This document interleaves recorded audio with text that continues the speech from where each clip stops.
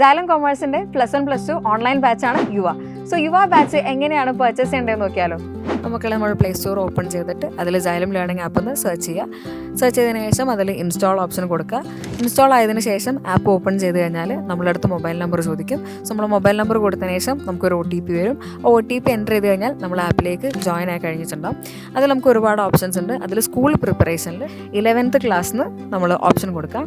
അതിൽ ജോയിൻ ചെയ്ത് കഴിഞ്ഞാൽ നമുക്ക് കാണാം അതിൽ കുറേ കോഴ്സസ് കൊടുത്തിട്ടുണ്ട്.